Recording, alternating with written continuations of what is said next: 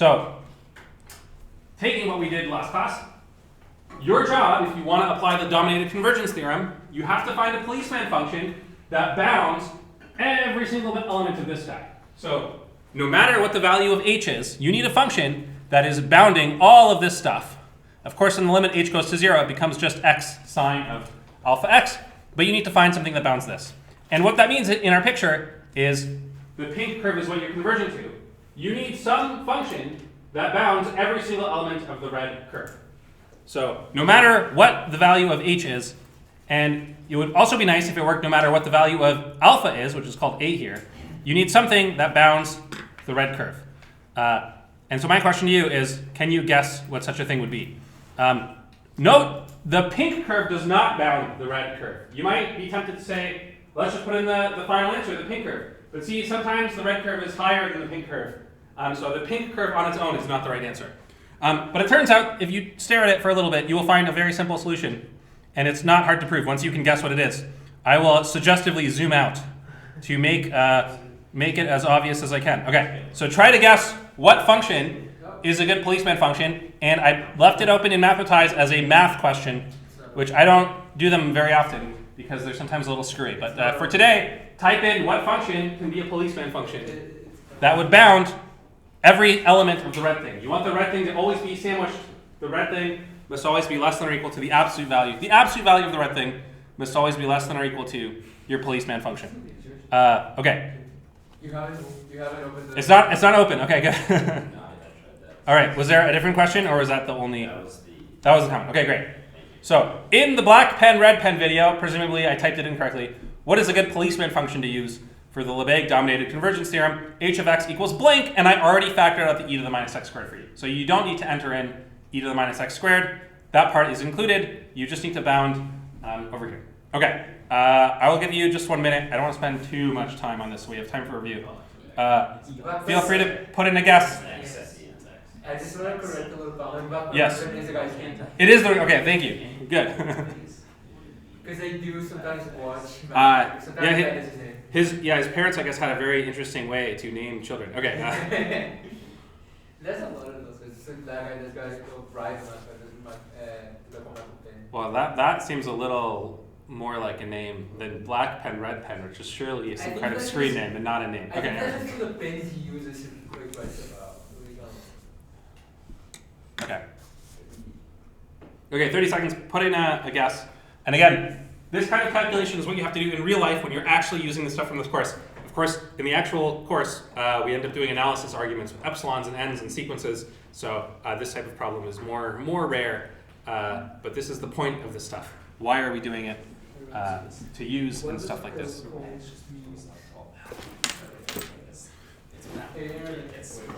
What does go mean in my brain?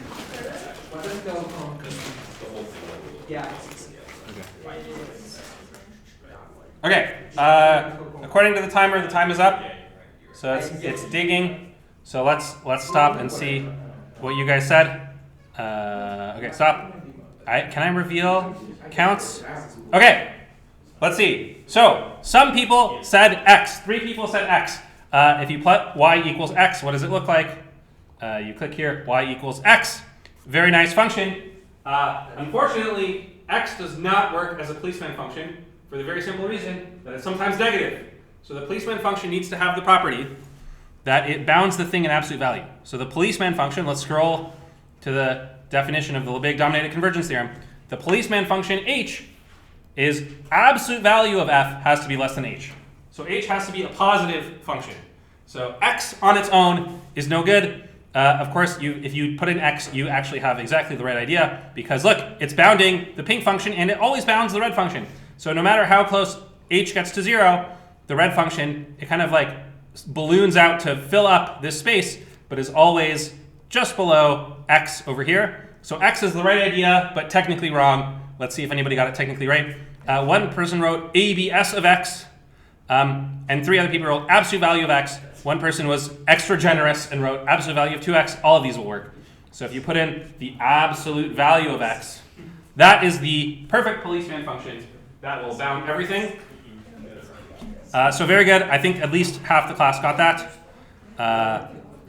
x squared probably doesn't work. If you put in x squared, it's nice and positive, but will not work near 0.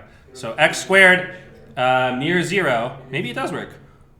Okay, we gotta zoom in and find out. Zoom in the other way. Zoom in. Does x squared work? I think it doesn't work. I'm very sorry, whoever put in x squared. Okay. Let's see. Okay, it's possible. It's possible x squared works. So as h goes to 0. Wait, hold on. Let me cycle through some different values of alpha and make it worse. I'm gonna put in -1. Okay. Okay, maybe actually it's possible that x squared also works too. You would have to do more work, but if you want to prove that absolute value of x work, it's some simple inequality with cosines. So you do just a little like trig identity, cos of a plus h times x, cos minus sine, the angle sum formula for cosines, and you do a little bit of triangle inequality, you will get absolute value of x popping out of there. I won't go into the details, but so in the very first example we did, you can justify what they did by proving use the policeman function, use h of x equals the absolute value of x times e to the minus x squared, and this thing, cosine of alpha plus h times x minus cosine of alpha x divided by h times e to the minus x squared. That is like our fn. In absolute value, this is always less than or equal to h of x. The function h of x is integrable. If you take something like e to the minus x squared, it goes to 0 so quickly that any polynomial times it is fine. So h of x is integrable, and that will satisfy the conditions for the dominated convergence theorem. And that tells you why it's okay to move the derivative from the outside to the inside. It upgrades your pointwise convergence to L1 convergence, and then you are off to the races and happy. Okay, so that's the answer to what we started off with last class. Okay, and so here's the theorem. I'm about to prove part 2 of the theorem. So we proved part 1 of the theorem when you're converging to 0, but we didn't prove it for arbitrary f. This is a good place to stop for questions first. Yeah? Is x squared integrable? X squared times e to the minus x squared is integrable. So if x squared times e to the minus x squared is definitely integrable, So as long as you can prove the inequality, that would also work as a policeman function. I think proving the inequality is a little bit trickier, because when x is close to 0, the function x squared goes to 0 very quickly, whereas you have to prove that the difference of cosines does as well. So it wouldn't be as simple as just doing triangle inequality. So you can prove the one I wanted to do just by triangle inequality and using the fact that the absolute value of cosine of anything is less than 1. That will prove it quite nicely. But if you want to do it with x squared, I think you have to be more careful, and it's going to rely on the fact that cosine of x is approximately 1 minus x squared by its Taylor series or something. So it's some like miracle that the derivative of cosine is 0 at 0. But yeah, that'll probably work too. So question, could this work too? Could this work? So it's integrable, that's okay. Yeah, great. Anyone else? Okay, so let's do proof of part 2. And actually, the proof of part 2 has some juicy nuggets that are also good review for the midterm. So let's do that. It'll have some good stuff as well that will help you review. So last time we proved if the limit is 0, so if the case 1, when the limiting function f is 0, so the fn's are going to 0 almost everywhere. The fn's go to 0 almost everywhere, and you have a policeman function, then the fn's go to 0 in norm. That's what we proved last time. And today we're doing case 2, which is f is something other than 0. So case 2, f is any function. So fn is going to f almost everywhere. There exists a policeman function, the policeman function h, such that absolute value of fn is less than h, and we want to conclude, so this is want to show. Just a little quick reminder because it's quite far away. We want to show if fn goes to f almost everywhere, and there's a policeman function, and an integrable, let's say integrable policeman function f, then fn goes to f in norm in the L1 norm. Okay, and the first observation and the first claim that we're going to use, claim So Fn is going to F almost everywhere, and the claim is that with all the information we have, Fn is a Cauchy sequence in L1. Cauchy sequence in L1. And this is partially why I think this is a good review, or we're going to learn something that is good review for the midterm, is because you probably have forgotten what Cauchy sequences are. And so this will help you remember. Okay, so we're going to prove Fn is a Cauchy sequence. What does it mean to be a Cauchy sequence? Let's recall the definition. Recall Fn is Cauchy if for all epsilon greater than 0, there exists n such that for all nm greater than n, the norm of Fn minus the norm of Fm is less than epsilon. So I like to think of Cauchy sequences, they're sequences that get close to themselves, right? So eventually out in the tail of this sequence, the points far away in the tail are no more than distance epsilon away from each other. And if that is true, it's a Cauchy sequence. This whole idea of completeness was, does every Cauchy sequence converge to something? If they're getting close to each other, is there some point that they're all getting close to? And if you have kind of holes in your space, that's not true. But if it's complete, there's no holes, and it is true. Okay, so that's Cauchy. And we're going to prove this by contradiction. So suppose by contradiction,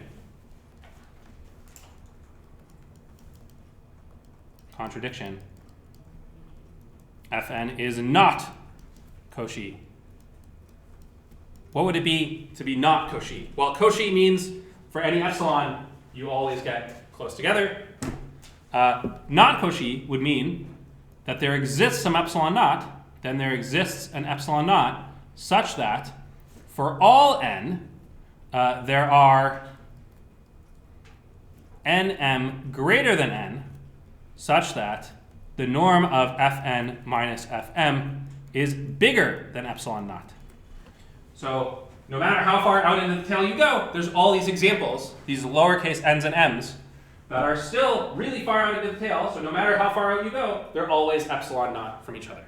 And because of this, because it works for all n, I can construct by choosing n1 equals 1, and let's say n2 equals the n value for capital N equals n1, and n3 equals the n value for capital N equals n2. So by repeatedly picking larger and larger n values, and always getting the lowercase n and the lowercase m that work for the next value, I make the sequence n1, n2, n3 of sort of bad points.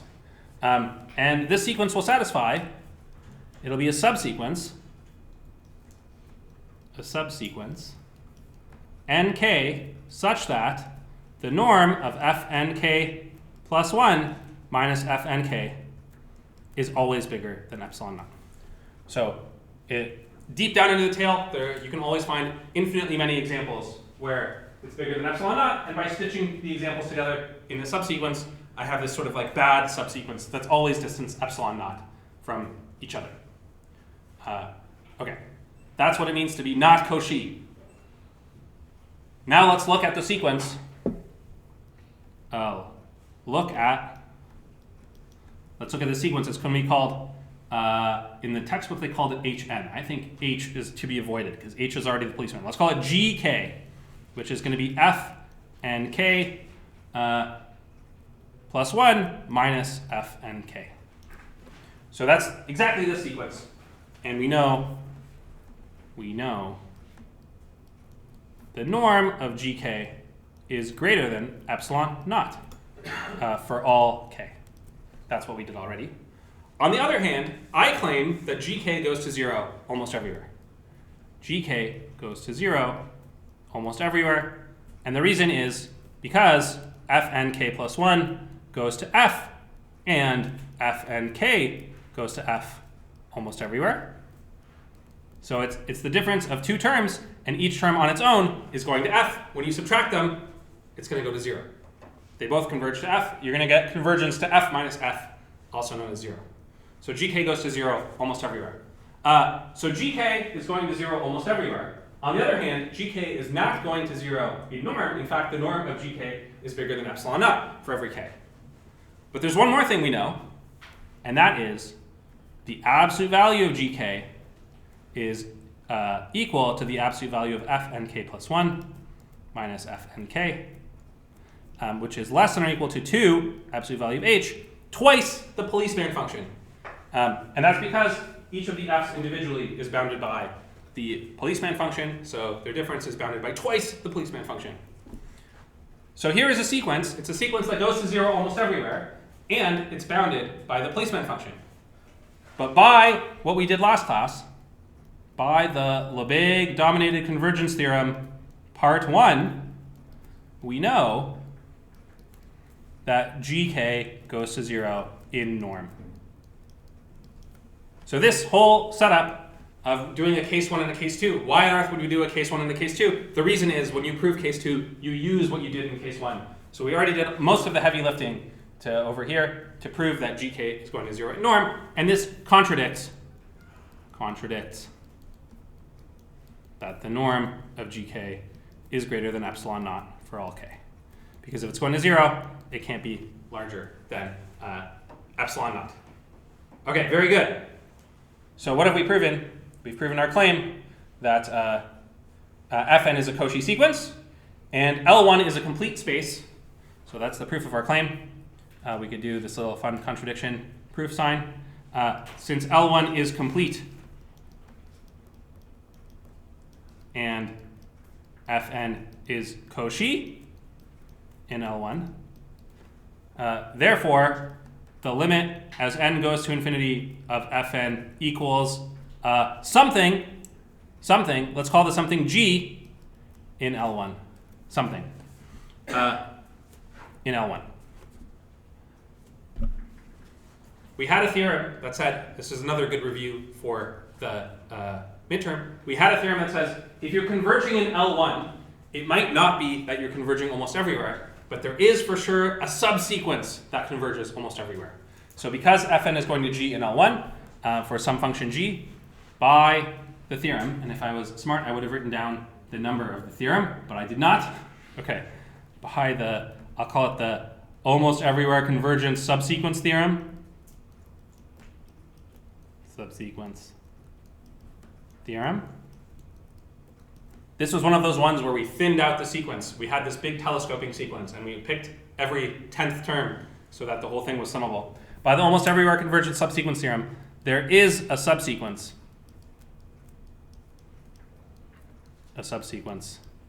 f and k such that the limit as n goes to infinity of f and k equals g almost everywhere. So L1 convergence implies almost everywhere convergence along some subsequence. But we already know the almost everywhere limit of g. But the almost everywhere limit of Fn is f by hypothesis. We were told that the limit is f.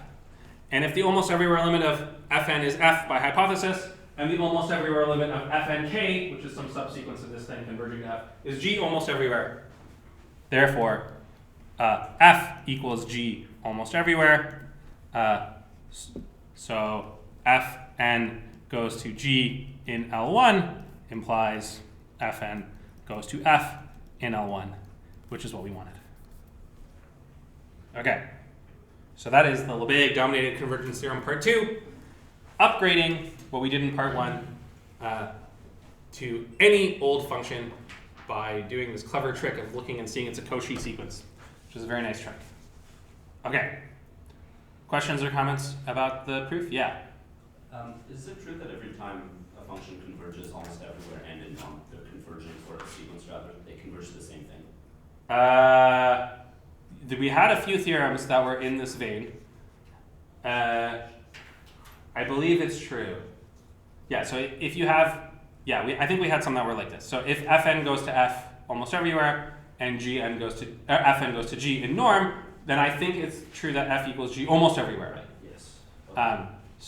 And we had a few theorems that explicitly did this. So those are some good ones to look at. I can try to dig up the numbers for you, but you can easily well do it from the, okay. Yeah, there was a whole little section of theorems like this, yeah. Great. Other questions or comments about this one? Okay, so that leaves us with lots of time to do some review. I'll start by just throwing up on Mathematize. Throw up some topics. We'll make a nice word cloud of topics you should study. That's this. What to review. And we'll take those as a starting point.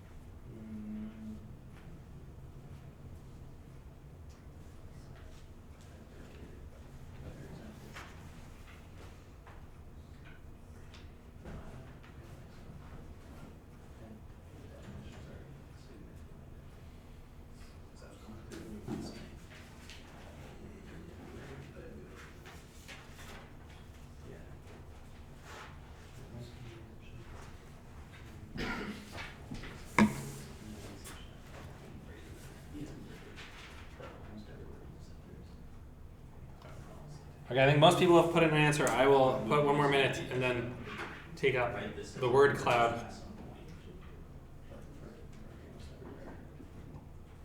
I think there's a specific case of that where it's just the empty set and it's the null set once again.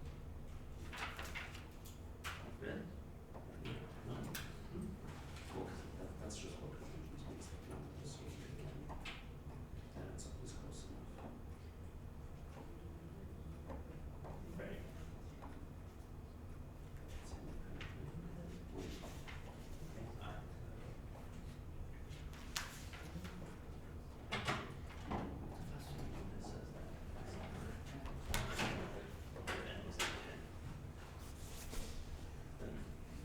Okay, we got one more answer. Okay, we got 2 people coming in right at the end. Okay, let's take a look at what people are worried about. And I guess this is the fun word cloud.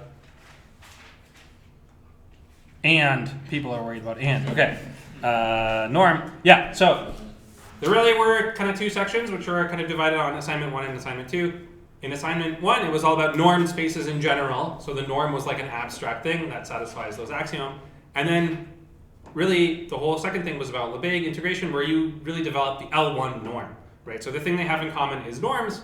That should be like everything. Every question is somehow ultimately about norms, either in general or in L1 somehow. So let's see what people said.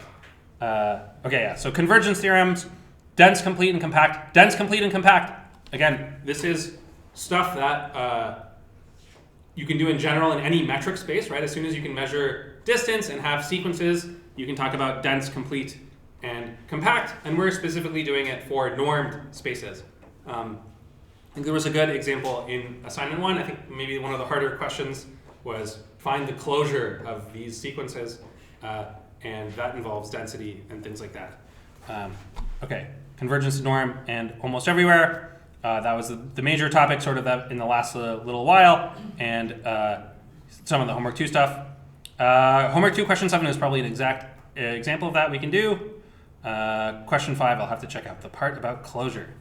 Okay, closure, strategy, come up with proofs. Yeah, I think this is like a hard meta thing, right? It's like, how do you come up with proofs? And you kind of just have to have a feel for like what to try and where to start. It's also unlike when you're doing like first year math and there's kind of like a formula and you look at it and you're like, I'm going to use this formula and it will give me the answer eventually. I just need to do it. You won't know what to do. So you'll try some stuff, it might not work, and you will try it. Yeah. I have a really, really cool like one pager that a prof gave me once that has like a list of every type of proof, like proof by counterexample, proof Yes.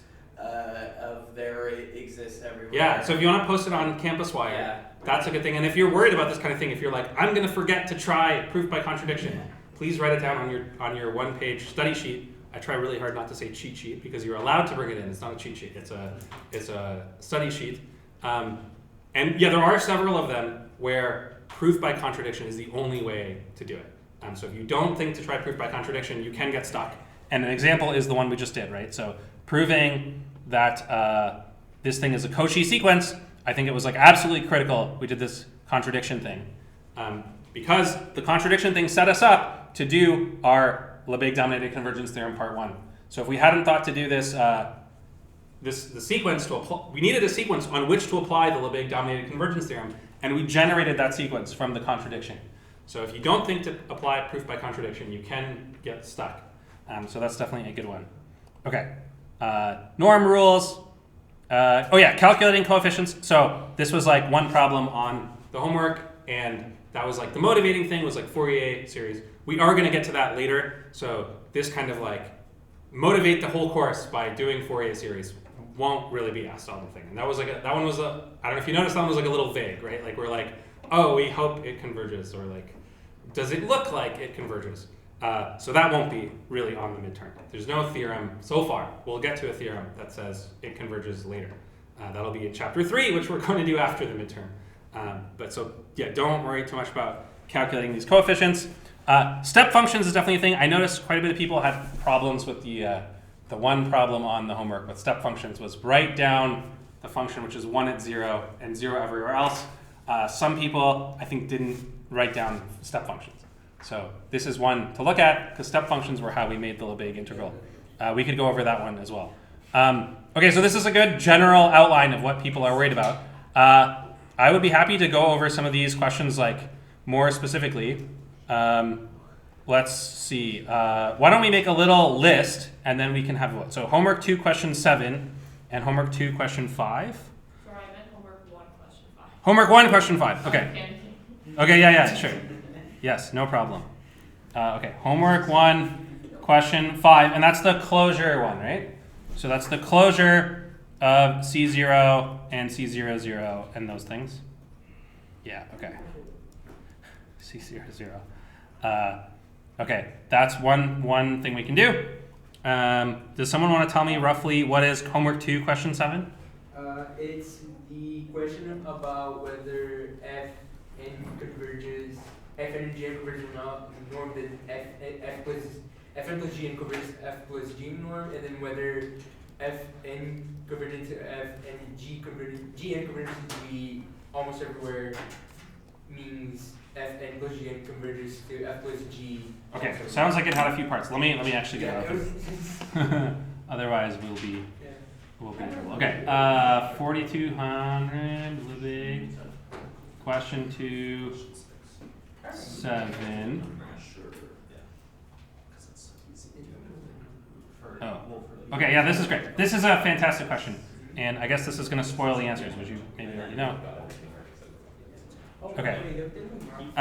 Yeah, these are great questions where kind of knowing the answer is very easy. Like it kind of makes sense. You can go, yeah, but it's a really good thing to practice writing the proof, and you'll have similar kinds of proofs for sure on the midterm. So, yeah, Fn goes to F almost everywhere. Gn goes to G almost everywhere. Together imply that Fn plus Gn equals f plus g almost everywhere. 2, I guess.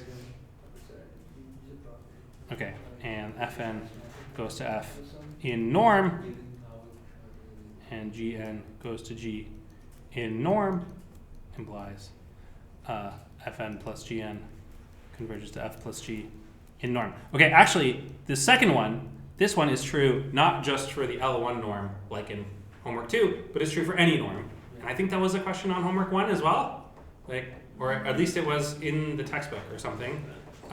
So the second one is actually, that would be good to say, just in general, for any norm, can you prove it? And it will satisfy. Of course, the first one is really specifically to functions on R. Okay, so that's a good one. Does anyone want to throw up some other specific examples? I'm going to have you have a hand vote on which one we should go over first. Yeah. Can we go through question is it 6? Yeah. 6 from homework 2? Okay, which one's that one? Proving that for like P, for the P norm's greater than 2. Oh yeah, okay, this is a good point. This is the function 1 over x to the 1/3, this one? Yeah. Okay, I will say, and Noah came to my office earlier and was like, I marked everybody wrong, but we were actually right. There was an error in the marking, so I did update it now. If you go on, maybe one of you guys with the computer in front of you can check that it has updated your grade. And I changed it. I realized it was wrong and I changed it before the due date, but I guess it marked you according to how it was originally. It should be fixed now. So yeah, this one is in L1 and L2, but not in L3, L4, L5. So that's a good one we can do as well. Any other specific questions people want to go over? So for question 5 on homework 2, I showed them just bare computation of the intervals. I'm not sure how you do it in your other way. Okay. So how would you Homework 2, question 5. Which one's homework 2, question 5? It's the That's- optional one. Yeah, it was the Riemann Lebesgue thing. Okay, that's not going to be on the, because that was bonus. Okay, so we're not going to review that one. Okay, very good.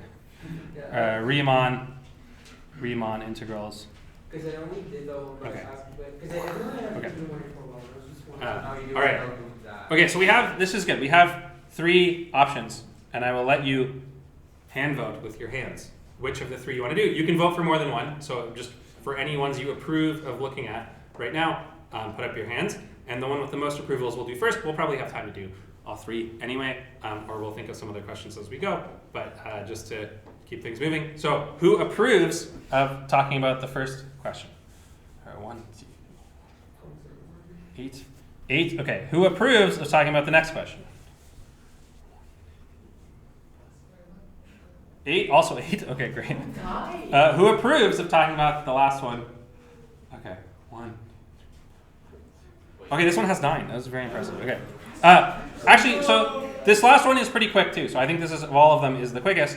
So what you're trying to do in this one, if someone asks you is f in LP, and someone asks you this question, as long as f is some kind of regular looking function with a formula or something like that, the thing you actually have to evaluate is the integral of f to the p less than infinity. That's really what they're asking. Sometimes, if f is some weirdo function, like some super weirdo Cantor set or something, then maybe the integral doesn't exist at all in some weird way. Those are called non-measurable functions. But basically, any function you can write down, the thing to worry about is the integral less than infinity. 1 over x to the 1/3, definitely like that, has a nice formula. So the question is the integral of 1 over x to the 1/3, the Lebesgue integral, is it less than infinity? And the answer is yes. Okay, I have to check one thing just to be super crystal clear. It's x to the 1/3, but only on the interval 0, 1? Yeah. Okay, so the integral of the function f, you could charitably write it as the integral from 0 to 1 of x to the 1/3. Or if you want to be really careful, you could write integral of x to the 1/3 times the indicator of 0, 1. Should it be x to the minus 1/3? It should be x to the minus 1/3, thank you. Yes, of course. All right, and so one way you can kind of know that this is going to work out is you have done this kind of question before for a Riemann integral. And in that case, you can do the fundamental theorem of calculus. So this is like in a little thought bubble, you kind of decide, okay, I do the antiderivative, and it's going to be x to the 2/3 times 3/2 taken from 0 to 1, and that's going to be no problem because you can plug in x equals 0 into that function. Yeah. Can we just assume that the fundamental theorem of calculus applies to Lebesgue approach always? So this is, I'm going to show you in a second that like it will work out as long as everything is finite. It will work out, and so you can kind of assume that. But I think the way you could also, if you were worried and someone asked you to please like prove it or something, what you could do is you can make the sequence of functions. You can make fn, which would be x to the minus 1/3 times the indicator function of the set, let's say 1 over 2 to the n to 1. So the original function that we want, of course, is x to the minus 1/3 times the indicator function from 0 to 1. And it's not hard to see that fn goes to f almost everywhere because they're actually equal except on the interval 0 to 1 over 2 to the n, and that's shrinking down to 0. They're equal almost everywhere. And fn is going up. It's monotone increasing. Monotone increasing. Right? The fn's are monotone increasing because they're either 0 or x to the minus 1/3, and the range on which they're non-zero is just spreading, getting bigger and bigger. So like here is the number line, here's 0 to 1, and the functions f, they're 0 for a while, and then they pop up to x to the minus 1/3, and this range where they're equal to 0 is shrinking down. That's shrinking down to nothing. And so they're kind of like 0 for a while, and then they pop up, and then they stay up forever. So they're monotone increasing. So the fn's, they're going up to the function f. They're monotone increasing. And so you would be perfectly justified in saying, by the monotone convergence theorem, it's going to be L1 convergence as well. You do have to make sure to check all the boxes. What other things are there? Fn is greater than or equal to 0. And you got to make sure when you apply the monotone convergence theorem that the integral does not blow up. So the last ingredient is and the integral of the fn. I think when we wrote the monotone convergence theorem, we took the sup over n of the integral of fn. You can calculate exactly what this is because for this function, this is a perfectly honest function where there are no tricks with infinity and no shenanigans at all. And so for this function, for the function fn, it's perfectly crystal clear that it is exactly equal to the Riemann integral because it's a function which is finite on some finite interval. It doesn't have any weirdness with infinity or anything like that. It's an honest function, honest hardworking function. And in fact, you can calculate its integral. It's going to be 3/2 times 1 to the power 2/3 minus 3/2 times 1 over 2 to the n to the power 2/3. And the sup of all that is less than or equal to, say, 3/2. Right? So it's 3/2 minus a little bit. And now we really are set up. So the functions fn, they're going up, up, up to the original function f. They're always positive. They're monotone increasing. And their integral is bounded by 3/2. And therefore, fn goes to f in L1. And the integral of f is the limit as n goes to infinity of the integral of fn. So now that we know the monotone convergence theorem, we can do things like this to get that this is also going to be 3/2. Yeah? This is just a random question that popped into my head, but how much should we be worried about fancy L1? Oh, again, you should know what it is. So like a good example of the type of like, quote, trick question somebody could ask is, if fn is going to 0 in L1, is it true that fn of evaluated at 2 is going to 0? And then you would have to know, no, is convergence in L1, there could be a measure 0 set, the null set, where things are going wrong. So it's good to know in the back of your mind that everything that happens in L1 is up to these null sets. But yeah, I'm not going to ask you for like the construction of curly L1 or something like that. Yeah. Okay, yeah. Other questions or comments about this one? Yeah. Can you specifically do it for like, I don't know, L3? Oh yeah, okay. And for L3, it's going to be the same kind of thing, except for it will not converge because it'll blow up to infinity. Yeah. So okay, so that's a good one. So that was proving that it is in L1, and to prove that it's not in L3, let's see, what do we want to do? So we have the integral of f cubed, which is going to be like the integral of x to the minus 1 on the interval 0, 1. Okay, so this one, the problem is it's blowing up. And so you got to find some way to show that it's blowing up. Here's how I would do it. This is the integral of f cubed. Again, I would say this is greater than or equal to just by basic properties of integrals, if you integrate from 0 to 1, that's always going to be greater than or equal to integrating from 1 over 2 to the n to 1, right? Because when functions obey inequalities, their integrals obey inequalities, right? So, since x to the minus 1 integral indicator from 0 to 1 is greater than or equal to x to the minus 1 indicator from 1 over 2 to the n to 1, I'll say pointwise. Pointwise. Okay, and on the right-hand side of this equation is yet another function that is a totally boring function. It has an honest interval, 1 over 2 to the n to 1. It has no infinities, right? The highest value it achieves is 2 to the n. Of course, that's quite a large number, but it doesn't matter. It's some finite number. So then you say, and the integral of x inverse of the integral 1 over 2 to the n to 1 is equal to the integral of 1 over 2 to the n to 1 of x to the minus 1 dx. So this is a totally boring thing. It's going to be identical to the Riemann integral, which is the log of x going from 1 over 2 to the n to 1.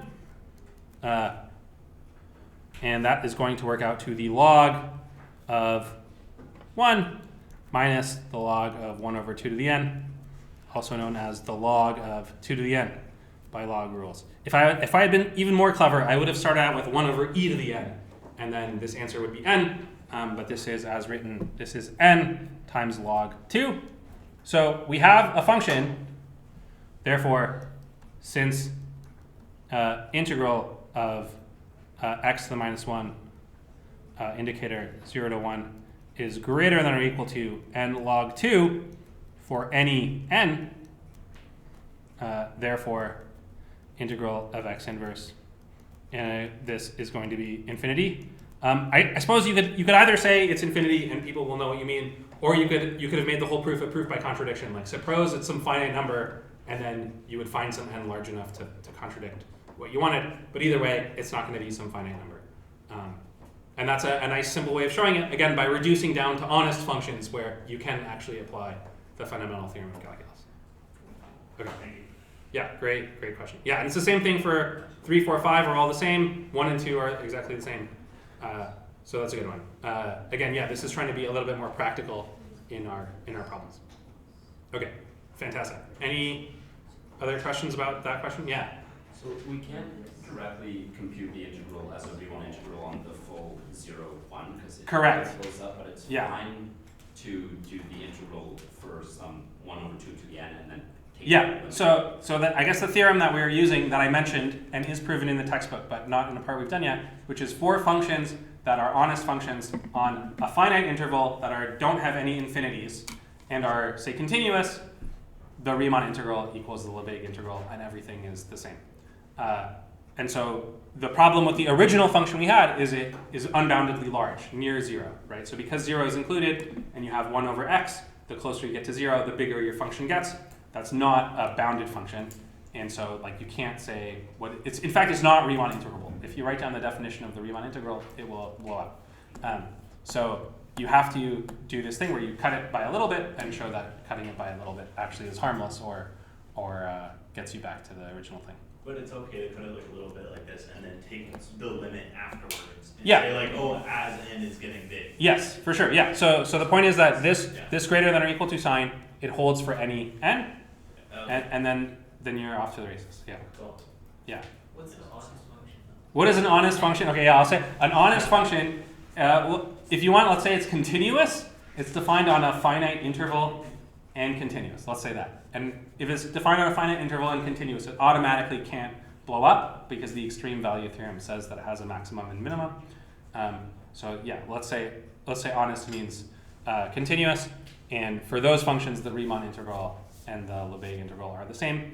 And in fact, this is, I believe, like this might even be the very next section, or is there some locally integrable thing? It's like chapter 2.10 in the textbook. And yeah, they prove it in a lot of detail. To prove it in a lot of detail, you have to have the actual definition of the Riemann integral, which is kind of annoying and takes us away from what we're going to do. So I'm not going to do it in class, but someone can do it as a project if they want, and it is a true fact, let's say. Yeah. This is a small technical thing. Is it here we have the indicator with a fully closed interval. Okay, yes. Step functions, I think they were defined with open on one side. Yeah, so, okay, this is true. So very technically, and to be like fully complete, when we define step functions, they were only defined for half open intervals, which are closed with on the left side and open on the right. I guess for you guys, it's the other way around. Okay. So to be very technical, you should do that. It actually doesn't matter too much, and the reason they did that is because it simplifies things that when you add them together, they still have this property. So they kind of like mesh together perfectly to make a bigger interval. If you have closed and opens and things like that, then it's quite annoying. But of course, now that we know about null sets, any single point is a null set. So the difference between closed and round and closed is just this one point where it's a null set anyway. So I wouldn't worry too much about it. It is quite technical. Yeah. So very technically speaking, if you, for question 1, submitted some step functions that had closed intervals on both sides, this is not technically a step function, but I did not grade it that way. So like it's fine. I'm okay with just intervals. Maybe that's what you were gonna ask. Because we had submitted like 2 different versions of like a similar function, one that he just felt better about and one that I just felt better about, and we were like, and we'll see. Yeah, and I saw a lot of, I guess there were 2 main classes of solutions that were done. Actually, yeah, I can talk about that quickly too. Let's add that to the list and let's revote. I'm a big fan of revoting, as you guys have. Hey, I know I what's have wrong. I have strong feelings about democracy. Okay.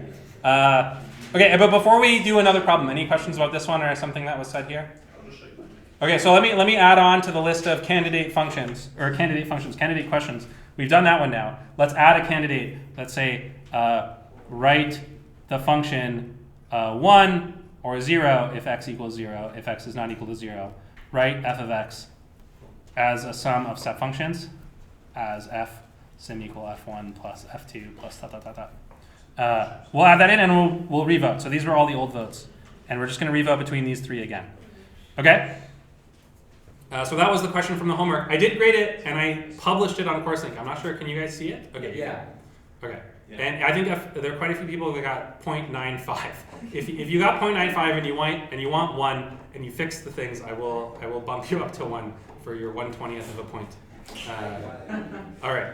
Okay. Let's. So of these 3 problems that we could possibly do, let's take a vote. Who approves of the first problem to look at?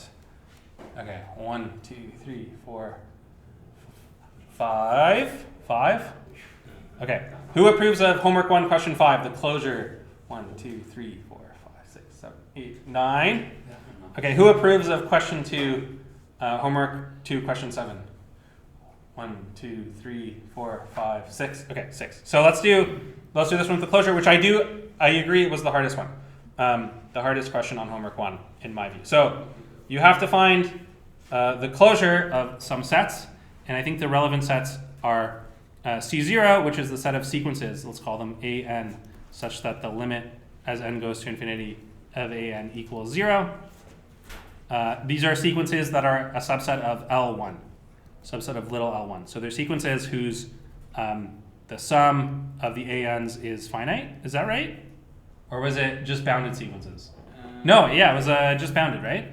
It's supremum of the absolute value. Okay, yeah, supremum. So this is little L infinity or something. Okay, let me not, in case I didn't do that notation before, let's not call it L anything. Okay, I think C was this one. AN such that the norm of AN, which is the sup norm, the sup of the AN, is S infinity. So these are bounded sequences. They have a largest element. They don't just like grow up to infinity forever. And this is C00 is sequences that end in all zeros. So there exists capital N, so AN is literally equal to 0 for n greater than n. Okay, and I asked you to find the closure, which is pretty tricky because to find the closure, you kind of have to do 2 things. You have to guess what the closure is, and then you have to prove that that thing that you guessed is actually the closure. So it's quite a bit of work. If this was going to be a midterm question, I would probably tell you, prove that the closure is this. I guess it's a little bit more concrete, and there's a little bit less guessing to do. And one of them in particular, C0 happens to be closed. So a good practice question is prove that C0 is closed.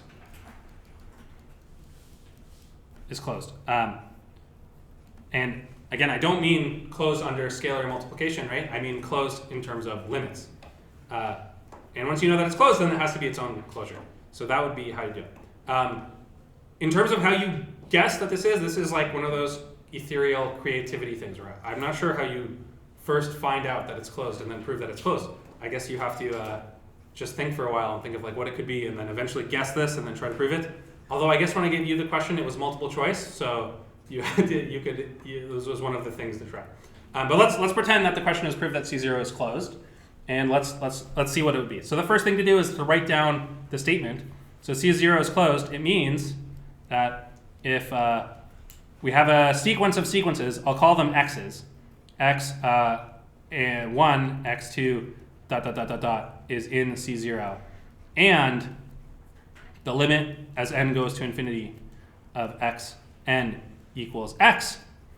So we have a bunch of things from C0 whose limit is x, and it's important, it's the limit in the sup norm, right? So the limit in the sup norm, then x is in C0. So that's what we're actually trying to show. That's a good start. I would go even further. I would write down what does it mean for the conclusion that we want is that x is in C0. What does that mean? X is in C0 means, this means the limit as, I'll use maybe k for the coefficients. K goes to infinity of x. Okay, and now we're already in notational hell here because we have x1, x2, x3, and I want to talk about the elements of x, right? Which would be x sub 1. So very easy at this point to just like write down something and then get super confused when you look at your page later. So I recommend we pause and we figure out some kind of way around this. Why don't we call the sequences, why don't we call them with superscripts and even a bracket to make sure we don't forget. So it's annoying to write down, but that way we'll remember. Okay, so those are this, and x is the last guy, the limit of xk equals 0. Okay, and the limit of xk being 0 really means that for all epsilon greater than 0, there exists k. So k greater than k, the absolute value of xk is less than epsilon. Okay, so deep into the tail of the sequence of x, the xk has to be less than epsilon. And a really airtight proof will really tell you, given some epsilon, what is the procedure to find the capital K. Of course, it's going to be some abstract procedure that depends on looking at x1, x2, x3, and so on. But that's what we're going to have to do. So far, we're like setting up what we have to do and what is the idea. Any questions about that setup so far? Okay. Yeah. Is the x was superscript and like a sequence? Yeah, that's right. So the reason I did a superscript n because now I can talk about the elements. Like x1 is the sequence x1, 1, x1, 2, ... Right? So because every individual vector in this vector space has already subscripts, I can't call a collection of vectors with subscripts or I'm going to get confused. So this is a good way to do it. And when you talk about xk, Yeah. subscript k, Yeah. are you referring to the various elements of the sequence x? Exactly. Yes. So x on its own is the limit, and so x1, x2, x3 are the elements of the value x. So x equals is x1, x2. Yeah. No, this is like super important to get your head around. I think otherwise, like it's all gibberish, right? If you get this stuff confused, it's really important you have a system that works for you and you like write it down clearly and like keep track of it in your head. Okay. Yeah, exactly. Okay. So how on earth are we going to do this? Like, I'm not showing you the like polished proof here from start to finish. I'm trying to show you like thinking about what we have and where we want to go. This is where we want to go. What do we know? Well, we know that every single element of our sequence is in C0. And because it's in C0, we know that the limit of any individual sequence, x superscript 1, x superscript 2, the limit of that sequence will be 0. And somehow that's going to be our starting point. So we know that the limit as n goes to infinity of x, let's call it a to be really clear, for any a, since x superscript a is in C0, the limit of xa is 0, i.e. absolute value of xa is less than epsilon. There exists, for all epsilon there exists, for all epsilon there exists k. So I guess I called it n. Let's call them n's. There exists n. So n greater than n implies you're less than epsilon. And yeah, I really think of this as like deep into the tail of the sequence. Eventually, it's less than epsilon. Okay, so this is what we have. This is half. This over here is what we want. So can we connect what we have to what we want? Like we can make these things, the x and a's, for any a, we can make them less than epsilon. So like we have a system, given any epsilon, we can find this capital N and make sure this thing is less than epsilon. Would that imply that the xk is less? Could we make sure, could we use this to get what we want, that the xk is less than epsilon? Well, we would need some kind of reason that the x and a's are not too far away from the xk's. Like we need something that connects xa to x, right? That is the like missing link between what we have and what we want. And then we'll like look at our page and we'll stare at it for a little bit. There's one line that will do the connection for us. Yeah? Then the conversion of this norm, we can just Yes. convert this in norm. Exactly. So this must be the bridge that we want, right? Like staring at what I have and staring at what I want. This thing is the bridge. Okay. And now I think I'm ready. We're going to start with an epsilon over here. We're going to use the bridge to make sure that this guy that we know is less than epsilon is not too far away from that guy. And then that guy will also have to be less than epsilon. And in fact, I can already foresee what's going to happen is that I'm going to use a triangle inequality, and I should probably make this guy less than epsilon over 2, and then in the bridge, I'll pick up another epsilon over 2, and then the whole thing will be less than epsilon. So that's my idea, and this is like how I came up with it. Now I'm about to write the actual proof down that shows the reader that I know what I'm talking about, and I have an airtight proof. Okay? So that's the idea. Hopefully it was like a little bit organic where the idea came from. It didn't just like come from a bolt out of the sky. But feel free to, before we write the actual proof, someone ask me a question about the idea process or something, if you want. Yeah? Do you have a question? You look like you were about to say something. Maybe you're just excited. I was wondering, why is that the bridge? Oh, okay, yeah, because the thing is the bridge because it tells me that the xa's are close to the x's, right? So the xa's I know are less than epsilon. I want the x to be less than epsilon, and this thing is the connection that tells me they must be close together. Okay, so if you wanted, actually, we could write this one out with one more epsilon, and we're gonna use that. Let's write it out. So let's write out the bridge. The bridge, right? Is that the limit? And we are going to use it. Like we were going to write this down no matter what. Let's write it down with an A to make it more clear. The limit of xa equals x in sup norm. In sup norm. And that in sup norm means the sup over all k of xak minus x is less than epsilon. And this works for all epsilon greater than 0. There exists a k. So for k greater than k, this works. So eventually, the sup of the difference between all these things, and I'm missing a k, the kth term is less than epsilon. This bridge is exactly the thing that will let us upgrade. It'll upgrade from the xa's being less than epsilon because the xa's are not too far from the xk's. The xk's will also have to be less than epsilon. Yeah? If you go back to that statement where you had like highlighted, is that just straight from the definition of a closed set? No, this is the definition of convergence, Okay. right? Sorry. So, yeah, okay, this is true. So a closed set says if you have a limit of something, Yeah.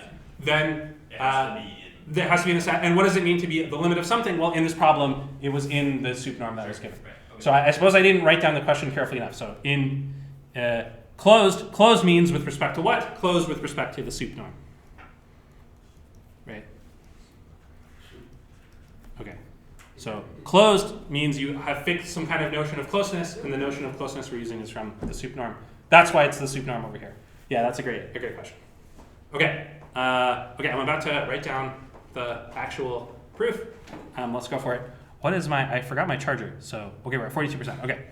That's good to check occasionally. Okay, so here's the proof, right? So, I'm gonna write down first what I'm gonna show. So, given any epsilon greater than 0, want to find, did I call it a k over here? K, so that k greater than k implies absolute value of xk less than epsilon.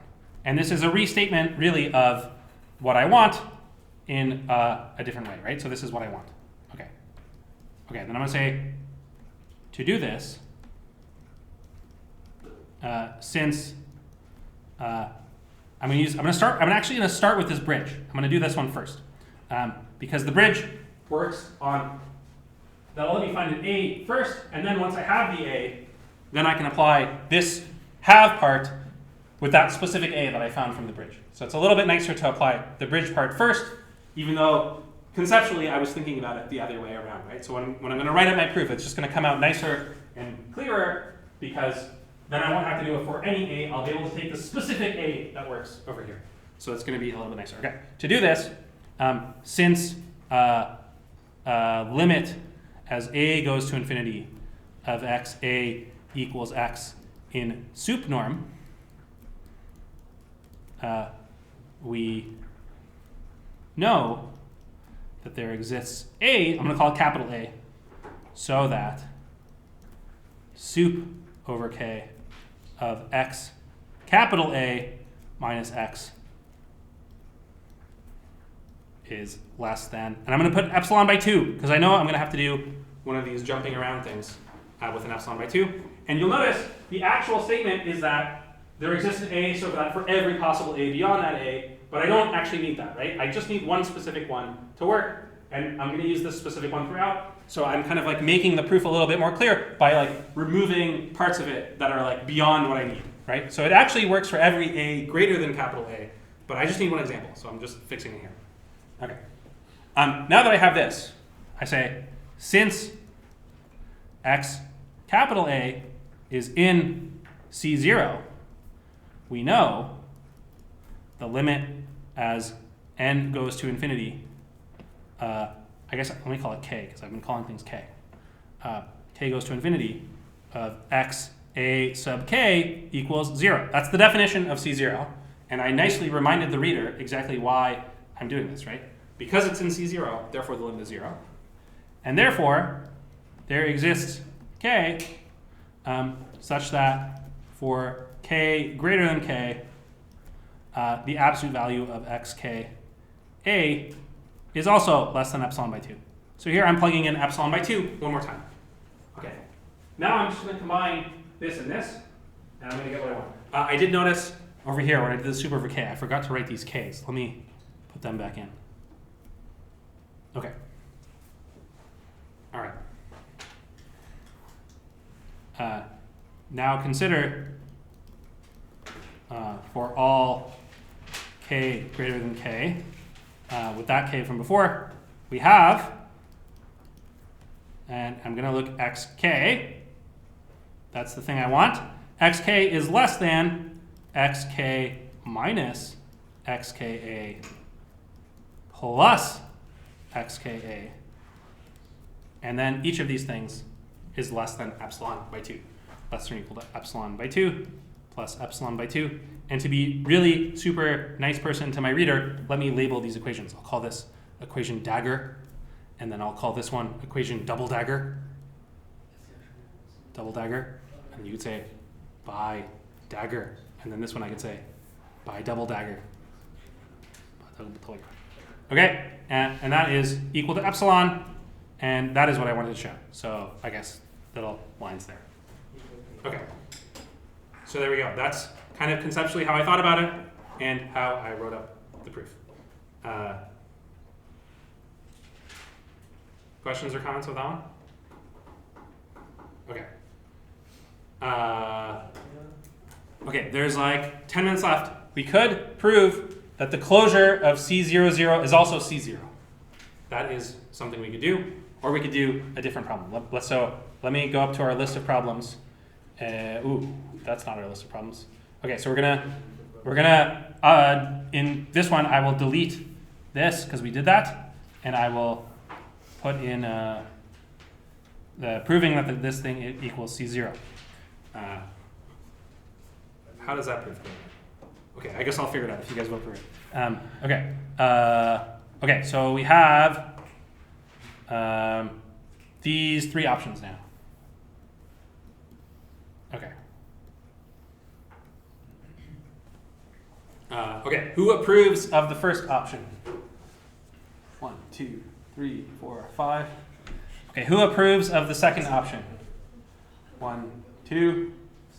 Who approves of the third? Put my hand up for. Okay, for 3. Okay. Who approves of the third option? 1, 2, 3. Okay, this is a good one to do. I think we'll have time. I think there's like 7 or 8 people. What for this one? Okay, so this is a good one. This is a great one to test the sort of the difference between almost everywhere and literally everywhere. Because this thing is completely trivial if you replace literally everywhere on both sides. Like, of course, if for every single value of x this converges to this, and for every single value of this converges to this, then it will work for both. So what you have to do is you have to remember what almost everywhere means. So this is a good practice for that. And I think you can either do things like really by hand, or you can use some theorem when we get to the null sets, and either way it will work. But let's start with what we have and what we want, right? So we have Fn goes to F almost everywhere, and we have Gn goes to G almost everywhere. And so what this means is really there's these bad sets, what I call Bf and Bg, the bad sets, and that's the set of all x's where the limit as n goes to infinity of the Fn of x is not equal to f of x. That's the bad set for f. And we have the limit as n goes to infinity of Gn of x is not equal to g of x. That's the bad set for g, right? And the point is almost everywhere convergence means the bad set is a null set, right? And we know Bf, Bg are null sets. Null sets means the integral of Bf equals 0 and the integral of Bg equals 0, right? That's what we have. Okay. What we want is that Fn plus Gn goes to F plus G almost everywhere. And really to prove this, we're going to have this bad set of Fg. I don't know what to call it. Let's call it Just call it B, right? It doesn't matter. You want to call it what? Just B because it doesn't matter. You can call it just B because it doesn't matter. But if you do that, you will make the following mistake. Halfway down your page will be written a B, and you will look at it and you'll be like, did I mean to write BF? Did I mean to write BG? I don't know what I meant to write. And then you'll get confused and be sad. So in my experience, it's good to give it a name. You could also call these things, you could not use B for bad, right? You could call it like A, B, and C. At least to me, this is like, my brain is like B for bad, I can remember that, and then who's being bad, right? Is F being bad, G being bad? Then I can remember. Yeah. Call it T for terrible. Yeah, T for, okay, that's, sure, okay, so T, we're gonna have the terrible set where x is such that the limit as n goes to infinity of Fn of x plus Gn of x is not equal to f of x plus g of x. And what we would like to show is that the integral of t equals 0. And okay, by the integral of t, I really mean the indicator function. Let me make sure that I make that clear. Bf and the integral of bg, or the characteristic function, if you want to call it that. Okay, so that's what we want. Okay, so what we have and what we want, we need some kind of relationship between the indicator function of t and the indicator functions of bf and bg. And if we can set that up, then it's going to be a breeze, right? Like if, for example, if it was true that the indicator function of t was the sum of these two, then we would be really happy. Unfortunately, it's not exactly true that it's the sum, but something like that is true. So you got to find the relationship between this set and those sets. And I think it helps, at least for me, to draw a little Venn diagram when I'm thinking about these. So here is all the x's. All x's. Here is BF, which is the bad set for F. Those are like the bad points that don't converge for F. Here's the bad set for G. the bad set for G, okay? Where the G's don't converge. And let's think of where the terrible set could be. Yeah. It has to be in the intersection between the two.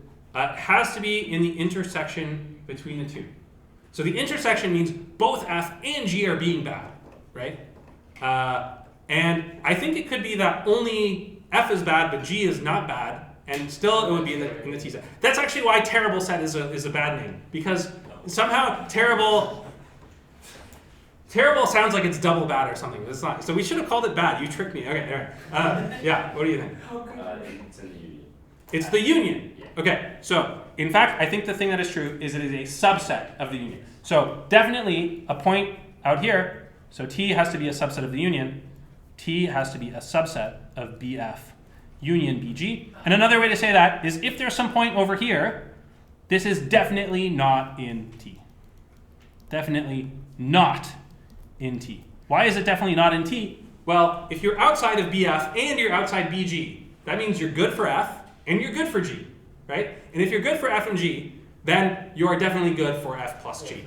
Okay, and this is like the key insight. If you realize this and can translate it into this, then you're going to be in good shape. So let's prove this first. And exactly the way we're going to prove it is we're going to write out this basically in words. And once we have that, we're going to turn that into a relationship amongst the indicator functions. And actually subset will turn into less than or equal to for indicator functions. You'll see that in one second. But let's prove this right. So this is like a good lemma to prove. So lemma or claim T is a subset of BF union BG. And the proof, and we're actually going to prove the opposite. We're going to prove that the complements BF union BG complement is a subset of T complement, right? And by taking complements, that's the same. If X is in BF union BG complement, then X is in BF complement and X is in BG complement. And so once again, like if you get like bogged down in the weeds here with like unions and De Morgan's law and like intersections, if you're really good at symbols, you will get it. Otherwise, I really highly recommend you look at the picture and like see what is what, right? Like I'm just saying if you have a point that's outside, you're outside BF and BG. That's all I'm saying. So if X is in BF complement, then the limit as n goes to infinity of Fn of X equals F, and the limit as n goes to infinity of Gn equals G, right? That's what BF and BG mean.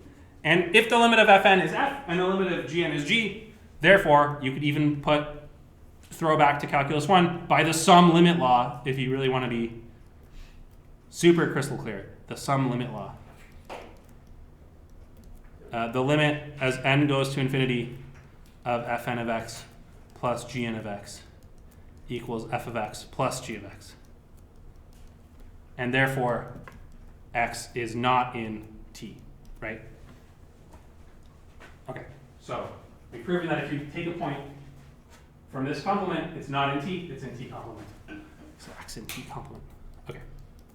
Okay, so this lemma is a proof of this picture that T is a subset of BF union BG. So, and we know that when you integrate everything on, if you integrate everything over here on BF, that's something that integrates to 0. We know that if you integrate everything over here on BG, that's something that integrates to 0. So what happens when you integrate over T, the terrible set? Well, it's some subset of those two things. It's also going to be integrating to 0. So because of the lemma, I'm going to say claim 2 is that the indicator function of T is less than or equal to the indicator function of BF union BG, and that is less than or equal to the indicator function of BF plus the indicator function of BG. So that's another claim. So if X is in T, then X is in BF union BG by the lemma. So the lemma we proved before said that T is a subset of BF union BG. So if you're in T, you're automatically in there. And therefore, the indicator function at t of x, which will be 1, is less than or equal to the indicator function of bf union bg of x, which is also 1. So it's 1 less than or equal to 1. On the other hand, if x is not in t, then the left-hand side equals 0, and it's always less or equal to the right-hand side. Okay, and actually, why don't I do want to have this, but why don't I just make it like this? Because then I can say left-hand side, right-hand side, and it's totally clear. I'll just put the other stuff in another claim.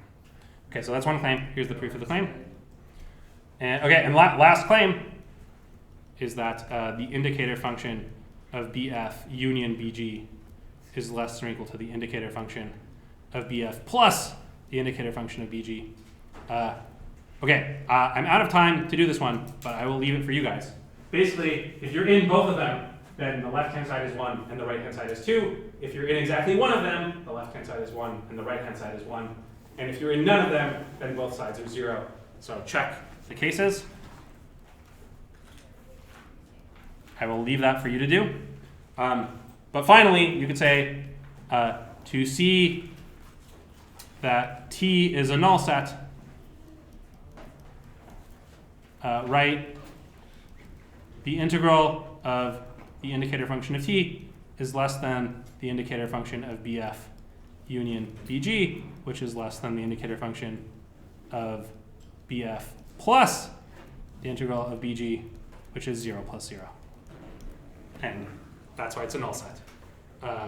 Okay. So what was hard in that problem? I guess setting up the Venn diagrams and just thinking logically about implies and that kind of thing. Okay. All right, that's it for today. Feel free to post if you have any questions on Campus Wire. And don't forget, you're allowed to bring in one page of one side of one page on the midterm on Tuesday. And yeah, focus on those homework problems and you'll do great. Okay, see you guys on Tuesday.